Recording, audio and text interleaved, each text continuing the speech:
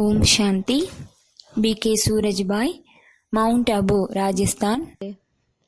பாபா நமக்கு தன்னுடைய சக்திகளை கொடுத்து மிகவும் சக்திசாலி ஆக்கிவிட்டார். மேலும் மாயா எதிரியுடன் எப்படி சண்டையிட வேண்டும், தோற்கடிக்க வேண்டும் என்ற வழியையும் கற்றுக் கொடுக்கின்றார். நாம் மாயாவை பார்த்து பயப்படக்கூடாது. நான் மாயையை வெற்றியடைய வேண்டும் என்ற சங்கல்பம் மட்டும் செய்யுங்கள். அப்போது மாயா முதலிலேயே பயந்துவிடும். உங்களுக்கு ஏற்கனவே அதிகாரம் கிடைத்துவிட்டது, நோ டவுட். மாயாவும் மிகவும் பலசாலியானது. காம விகாரம் முழு உலகிலும் நாலாபுறமும் முற்றுகையிட்டுள்ளது. கோபம், பேராசை, பற்று இவை அனைத்தும் மனிதனை அலைக்கழித்து கொண்டிருக்கின்றது. இவை அனைத்தும் மனிதர்களை தன்வசப்படுத்திவிட்டது. ஆனால் நம்முடைய துணைவன் யார்? யார் நம்முடைய டீச்சர்? வெறும் வழிகளை மட்டும் கற்றுக் கொடுப்பதில்லை அவர், அதற்கான சக்திகளையும் கொடுக்கின்றார், துணையாகவும் இருக்கின்றார். தினமும் சமிக்ஞைகளும் அளிக்கின்றார், இவ்வாறெல்லாம் மாயா எதிரியை வெற்றியடையுங்கள் என்று. நாம் அனைவரும் அவருடைய குடை நிழலில் இருந்து மாயாவுடன் யுத்தம் செய்ய வேண்டும், தனியாக அல்ல. தனியாக இருந்தால் மாயாவிடம் தோற்றுவிடுவோம். இதைத்தான் பாபா கூறுகின்றார், மாயாவை ஆவாகனம் செய்யுங்கள், பயப்படாதீர்கள். ஆனால் சில நேரம் மாயாவை ஆவாகனம் செய்யும்போது மாயா வந்துவிடலாம்.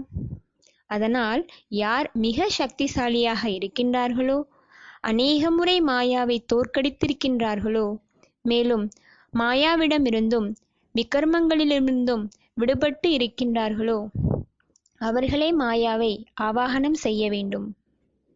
நம்முடைய மனதில் ஒருபோதும் எங்கேயும் காம உணர்வு மறைந்து இருந்துவிடக்கூடாது என்ற கவனம் இருக்க வேண்டும்.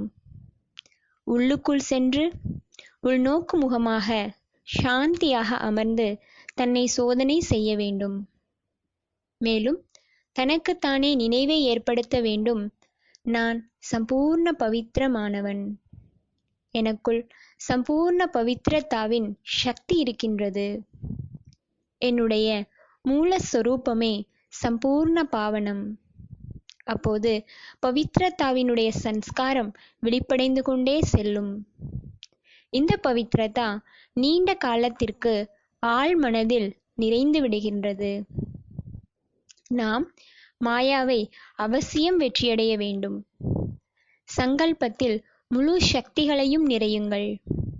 திடத்தா மற்றும் தைரியம் மிக மிக அவசியமானது. மாயா பல ரூபங்களில் நம் முன் வருகின்றது. அதற்கான ஞானமும் நம்மிடம் வேண்டும். எந்தெந்த ரூபத்தில் நம் முன் வருகின்றது என்று.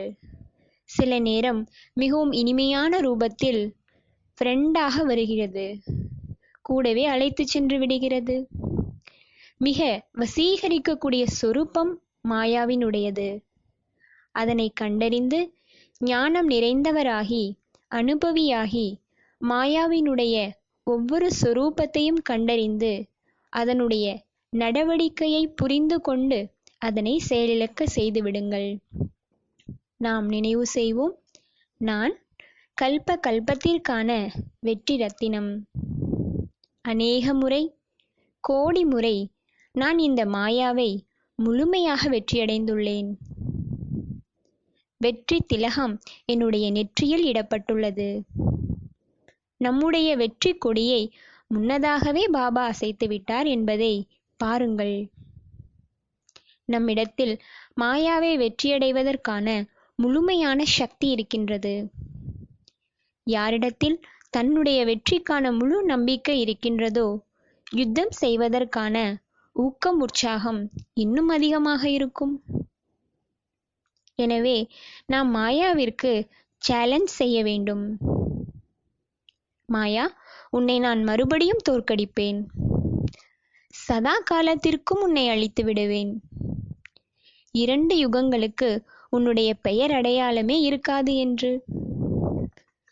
நாம் எவ்வளவு சக்திசாலி ஆகின்றோமோ, மாயா அந்த அளவு பலகீனமாக ஆகிவிடும்.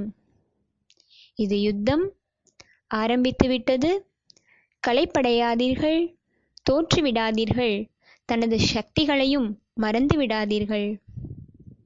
இன்று முழு நாளும் இதை நினைவில் வையுங்கள். நான் மாஸ்டர் சர்வ சக்திவானாக இருக்கின்றேன். நான் வெற்றி ரத்தினமாக இருக்கின்றேன். பரந்தாமத்திலிருந்து பாபாவினுடைய சக்திகள் நிரந்தரமாக எனக்குள் நிறைந்து கொண்டே இருக்கின்றது.